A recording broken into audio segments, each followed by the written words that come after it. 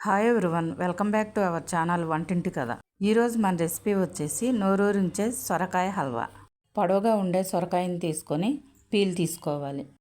Peel తీసుకున్న తర్వాత cut చేసుకుని మధ్యలో ఉండే మెత్తటి భాగాన్ని తీసేసుకోవాలి. మధ్యలో ఉన్న ఈ మెత్తటి భాగాన్ని తీసేసిన తర్వాత తురుముకోవాలి. స్టవ్ వెలిగించుకుని ఒక కళాయి పెట్టుకొని 2 స్పూన్స్ గీ వేసుకోవాలి. జీడిపప్పు కిస్మిస్ ఫ్రై చేసుకొని పక్కన పెట్టుకోవాలి. అదే నెయ్యిలో తురుము పెట్టుకున్న సొరకాయ తురుమును 2 కప్పులు వేసుకోవాలి. సొరకాయ తురుములోకి కొంచెం ఫుడ్ కలర్ వేసానండి, మీకు నచ్చితే వేసుకోండి, లేదంటే వేసుకోకపోయినా పర్వాలేదు.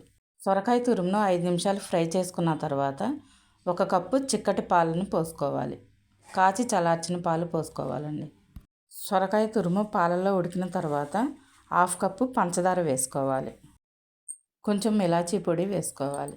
పంచదార కరిగిపోయి గీ పైకి తేలిన తర్వాత 1/2 కప్పు స్వీట్ కోవా వేసుకొని బాగా కలుపుకోవాలి.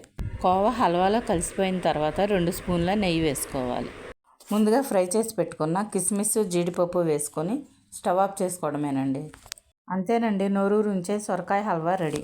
పెళ్ళిళ్ళలో చేసే సొరకాయ హల్వా సింపుల్గా ఇంట్లోనే తయారు చేసుకోవచ్చండి. ఈ రెసిపీ మీకు నచ్చినట్లయితే మీరు ఒకసారి ట్రై చేయండి.